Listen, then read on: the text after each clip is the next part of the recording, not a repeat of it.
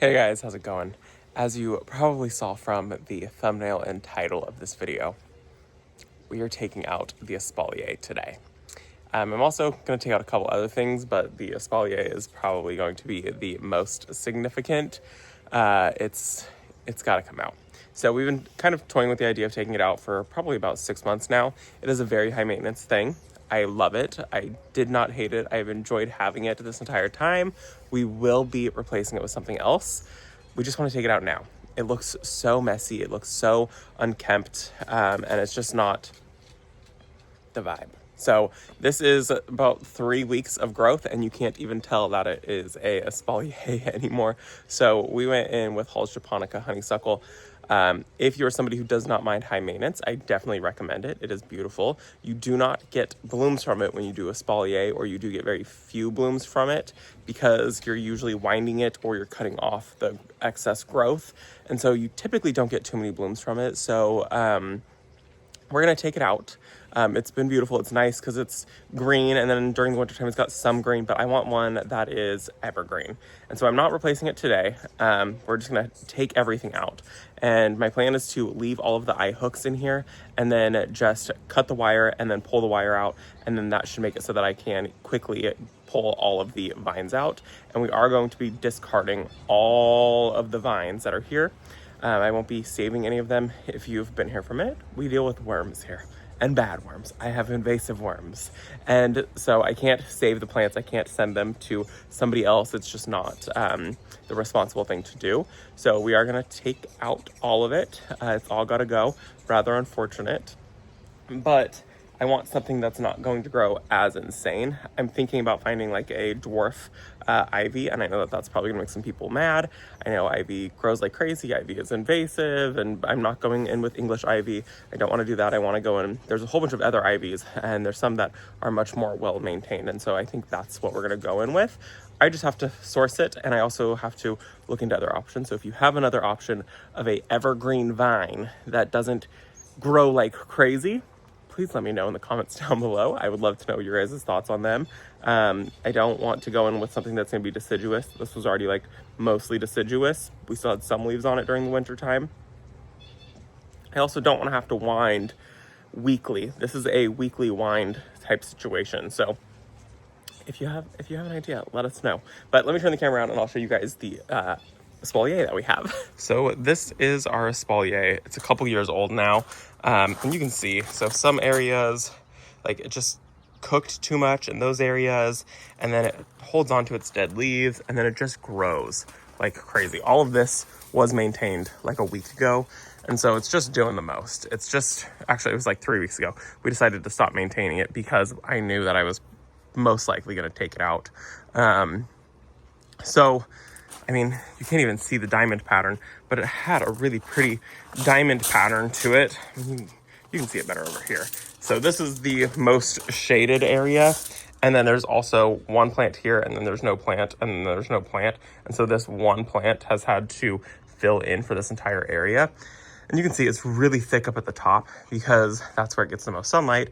And then there's no sun here, so I'm having to train vines that go up all the way back down and then over. And like, I finally reached the bottom of it after 2 years.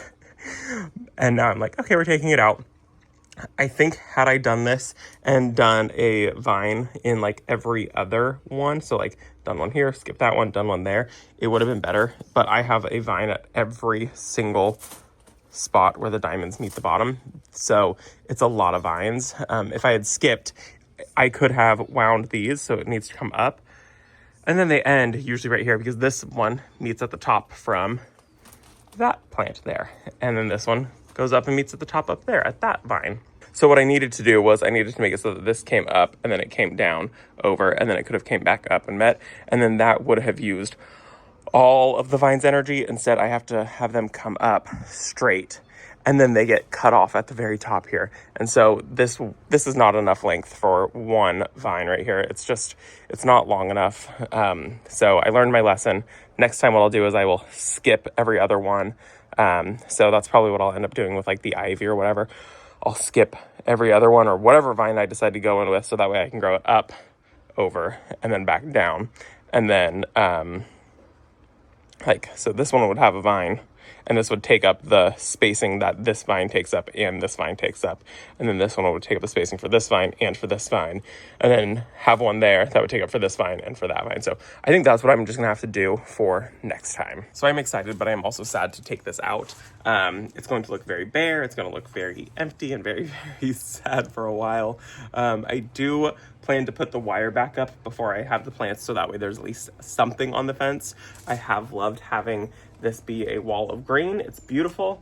This is just a lot. This is too much maintenance for us. So if you are somebody who, like I said, does not mind high maintenance, this is beautiful and it works perfectly. Halls japonica is invasive though in certain areas, in certain states. So you do need to look into that if you're gonna grow it. But see all of this, like all of this has to be cut or wound just for you to be able to see this. And you have to get in here and it holds on to its leaves in here. So it's always got like dead leaves. It's just, it is really beautiful. And I'm very sad to take it out. Let's take it out now.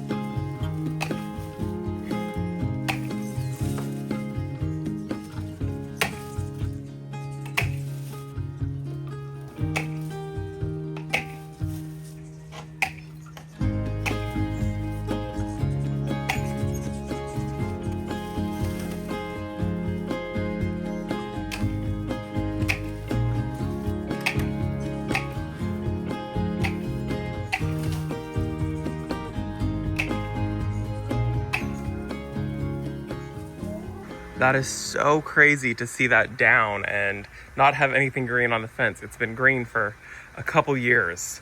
So kind of a little bit of a shock to the system, and I don't think it's a good shock to the system. I definitely already miss it, but it is good. We ended up needing to do some things anyways with the fence. So this way we can do some touch-up paint to it. And then like we have our light system right here. And because where the ivy was, we installed the lights after. It had to kind of go in like a weird, well, we actually had it installed right there. And then the Espalier came and it came right across it. So then we had to move it. So now we can actually like put the light system where it actually is better off, where it needs to go. So that'll be better for it in the long run. This is just slightly traumatizing if we're being completely honest. So now I just got to go through and I'm going to cut the plants at the base. I'm sure that they'll resprout. I will dig them out later. Yeah, I just got to clean up my mess now. I'm going to try to pull some of the wire out so that way I can put all of this in the yard waste bin. If I can't get all the wire out, then it can't go in the yard waste bin. So I want to make sure that I'm being responsible with my cuttings. All of that I can get rid of and that can all go composted. But the roots that I pull up with the soil on it, those are going to go in the garbage bin. So that way I don't like send jumping worms to like the landfill or anything like that. So that way we can at least try to get some of that composted locally. And it's just kind of shocking. I mean, that's a huge difference from what it just looked like 20 minutes ago. Yeah, Anyways, it's fine though, because I wanted to redo it anyways. Some of this wire that was strung was single wire, and if you're going to do Espalier, it's really important to do the 3 braided wire. That's what half of it was. We'd ran out of wire when we had done this, and so it'll be nice to get it done properly with the whole thing 3 braided wire, and then get something that's just kind of an evergreen year round. So let's go and clean up my mess now.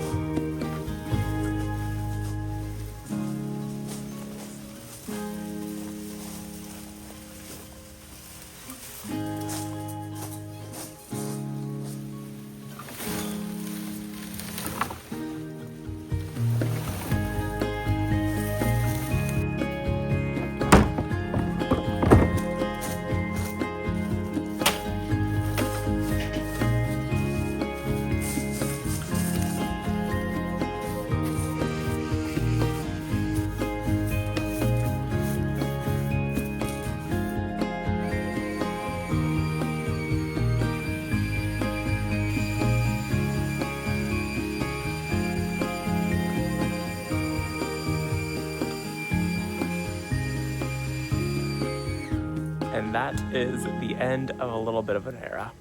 Oh, I loved it. It was beautiful. It was there. It's very sad now that it is gone. It just is a very long blank wall of a fence.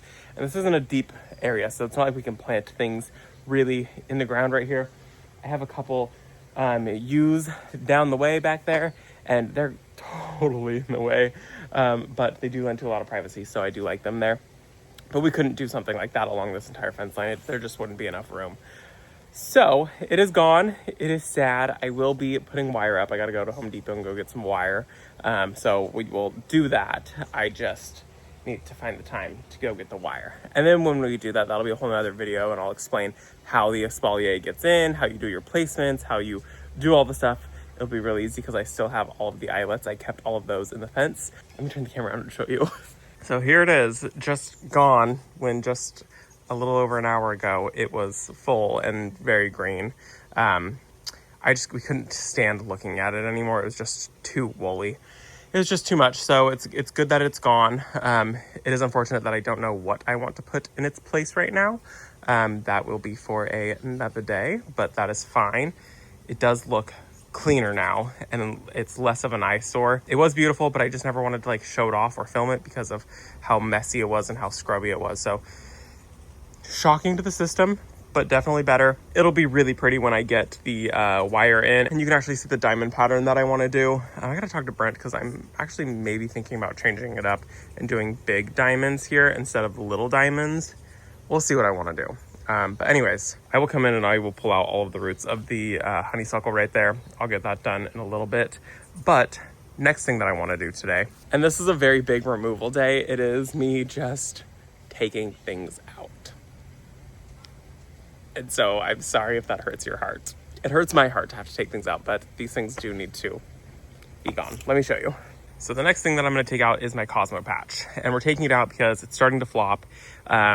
This is a very rich soil area, and Cosmos don't always do the best in really rich soil, and they grew really tall and then they started to bloom, and so you can't see the blooms. You see the undersides of the blooms when we're standing here. Like, this is eye level with me, and so you don't really see them. Plus they're the white blooms, and this is what they do, is they hold on to it. And it has spider mites in it, and it has aphids on it. So I know Cosmos do that for us every year, but usually we get lots of low blooms and then they slowly grow while they bloom. This year they shot up, and I had a feeling they would do it because Cosmos don't love super rich soil. They don't like fertilizer, they don't like rich soil. They like really crummy soil, and then they start blooming and then they slowly grow while they bloom. too much fertilizer, too much nutrients makes them just do a lot of like green growth, and then they'll get some blooms on the top. So these ones here are I think these are like the double click snow puff or something like that. They're really cute. They're very sweet. But they also just hold on to their blooms and they look like that. And it's not the most beautiful thing in the world. So we got to take them out. The spider mites are also just not great to have in the garden, and they're really starting to flop. So we're gonna take this out. And then I had this evergreen here and it was fine a week ago. It's no longer fine. It's just dead. I have no clue how that happened, why it happened. The other one looks beautiful. I have a feeling that somebody was eating the roots of it. So we will take that out and we will see what happened with it. But we're gonna remove our Cosmo patch, the evergreen, and then I'm also gonna take out the sunflower. She is done. What I will do is I will place it on the ground and let the birds eat at it. So see how it's got all of its little sunflower seeds in there? The goldfinch, they will eat this right up. So I will chop its head off and then I will place it somewhere that the goldfinch can eat it. I'll just put it on the ground somewhere and they'll go absolutely crazy for it. Before we take it out, I want to show you guys the spider mite damage. So see the speckling on those leaves? And then you can see a little tiny bit of webbing. That's spider mite damage. And then here's the aphids that I'm talking about. So it's just covered in aphids, all of those right there, which typically I don't mind some aphids in the garden, but now they're starting to do lots of damage to these guys. So you can see like this just doesn't look all that great. And this is what the garden is looking like now, full of aphids and full of spider mites. And I think this is a pretty good example. It's hard to get the webbing on camera. So see the webbing that's happening on this brown piece right here? That's the spider mite damage. It's just this little tiny webbing, and then there's those little tiny dots that you see inside the webbing. Those are the spider mites themselves. And eventually these spider mites here, they will kill the entire plant and they'll take over, and then they will spread to other things in the garden. So it's really not great to have them. So they gotta get out of my garden. It'll be good. I am really, really bummed about this evergreen though. It will be interesting to see what happened. And it died so rapidly that the green still stayed in it, but it just died. Like, let me show you. So like if I come here and I scratch this, see how that's a white color right there? If it was green, it would still be alive, but there's no life left in this at all. It's just dead. So really weird that it died.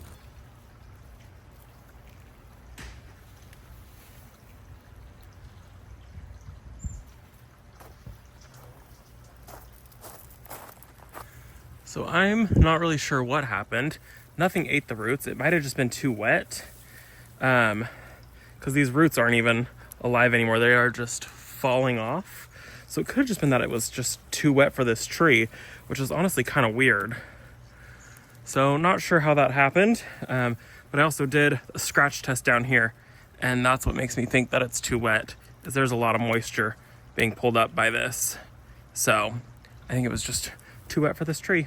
So now I'll go ahead and just pull those cosmos really quick, and those are gonna go in the yard waste bin. I wanna try to get rid of them as quickly as possible because of the spider mites. If I throw them somewhere or do anything with them, I run into the risk of dropping spider mites. So I'm gonna go grab the yard waste bin and go ahead and just put them in the yard waste bin as I pull those guys out.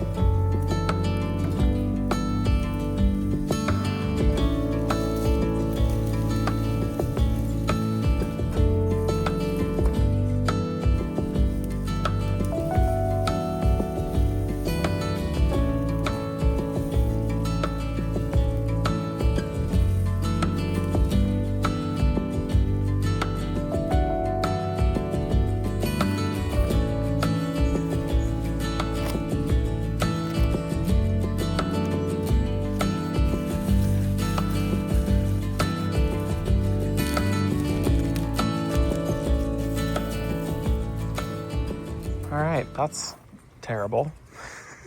But it is cleaned up and now there's no spider mites there. I do have a yarrow that's in there. That's definitely needing to be pulled. It was not getting enough sunlight, and I doubt it will get enough sunlight because of how big these salvia have grown anyways. So I'm gonna leave it because I don't want to mess up the roots of the salvia at all in any way. So it's gonna stay. We are gonna spray the ground, and we are going to spray some of these plants here. Once the carpenter bees decide to retire for the night, we'll go ahead and spray. We're gonna use Malathion just to kill any spider mites that are left over. I did have a plant die right there. It's one of these guys, or an evergreen, I don't remember what they were. And then I did come through and I did harvest my sunflowers. So this back one had aphids on it, so I just took the hose to it, and some of the sunflower seeds flew out while I was trying to spray off all the aphids. But this one did not, but it did have a hole, and that tells me that the birds are starting to eat it. So that's kind of cool. So I'm gonna go ahead and just lay these out, just honestly kind of on the sidewalk, and I'm gonna let the birds just go ahead and go to town on these. But I did fill up my yard waste bin. It is full of aphids and spider mites and lots of greenery. And the last thing that I want to do today is cut back this yarrow. And I should have cut it back a while ago. I honestly forgot that you have to cut back yarrow, and so I should have just hacked it in half. But you can see there's lots of new growth happening inside there, so we're gonna cut it back. That'll get rid of all the blooms on it, and hopefully we have enough time for it to reflush. If not, it's just gonna be a hack job, and that'll be fine too, I guess.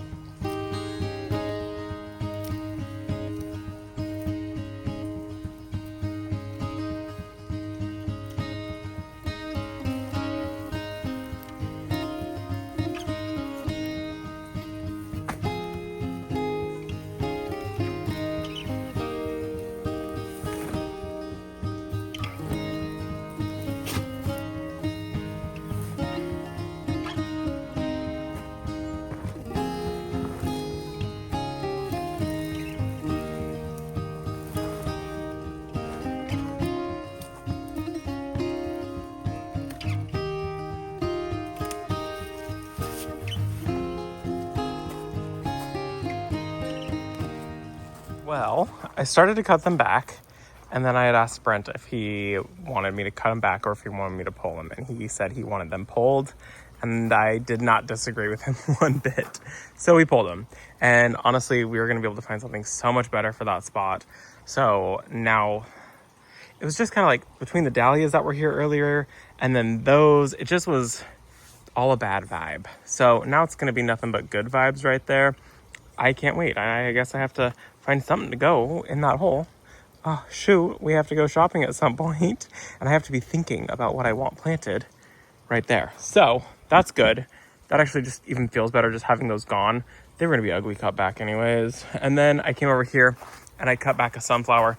If you've been hanging out with me all summer, I've had a sunflower problem where this was supposed to be my field of sunflowers and my field of zinnias. They were supposed to be interplanted, and it was supposed to be the sunflowers are going to bloom, and then zinnias were going to bloom, and I was going to be able to cut on the zinnias down low, and then I was going to be able to cut on the sunflowers up high and cut off the branching sunflowers. And I had this zinnia came alive, and that zinnia came alive, and that one I'm like 95% sure is covered in aphids because I'm seeing sticky sap all over it. And then this is our last sunflower that we have here. So I had one other sunflower. It was there. I did pop off 2 heads off of it. We now have this one. These are the Gold Light DMR. This was planted, I don't even know how long ago. Months ago, it feels like. And then these ones weren't even planted all that long ago, but these ones are in lots of like nutrient-rich soil, and they are in full sun. And so this is the same one. This is the Gold Light DMR. The first blooms on them are always really big, and then they shoot out all of these little branches with lots of smaller sunflowers. And so I've got all of these little small sunflowers coming, and they're my favorite to cut on because they're perfect to just tuck into any flower arrangement.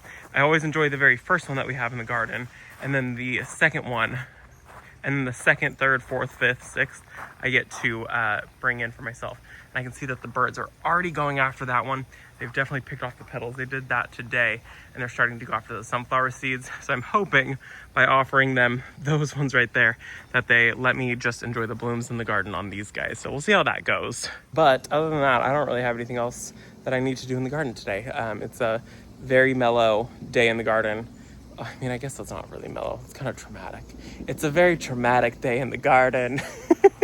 Lots of removal. And I am very, very sad about the cosmos, because it was nice because it kind of created a room in the garden and kind of like blocked your view a little bit. It made you kind of like get pulled around the corner and everything, but not so much anymore. Also, we've been dealing with issues with these petunias. Not these ones. These ones here are the Bermuda Beach, and these ones here are the persimmon. And I won't be growing persimmon again next year.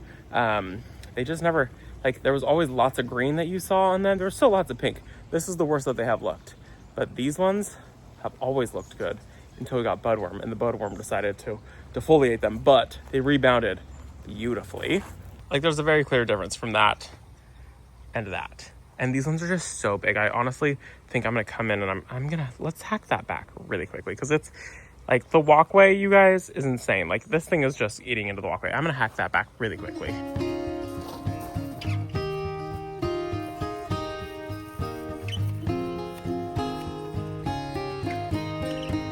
Hi, can I work?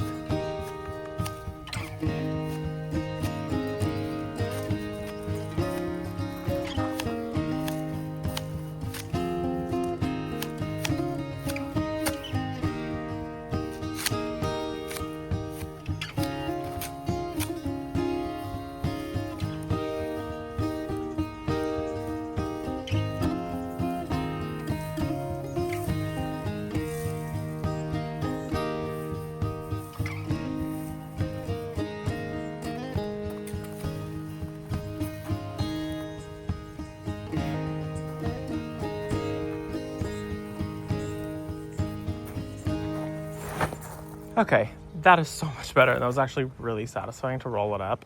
I'm hoping that by cutting back some of this, it leads to it having more energy to be able to work on like doing that. Look at this fat little guy. This is a fat budworm. These guys are what defoliate your petunias. And I was wondering if we had budworms in here, and that answers my question that we do have budworms in here. So, yeah, we'll go ahead and get that sprayed again. We're having to spray weekly, and I guess we're needing to really spray 2 times a week if we're being honest, because that was a fat guy. But anyways, this looks better. And I didn't even cut it back to the metal edging. Look at this. There's where the metal edging is. So it goes back quite a ways still. That just shows me I could have planted way less plants of this one. I've never grown this one, so I didn't know how it performed. This is 2 rows. If I ever grow this one again, it's not on my list of 2 grows again. I would only grow 1 row of it.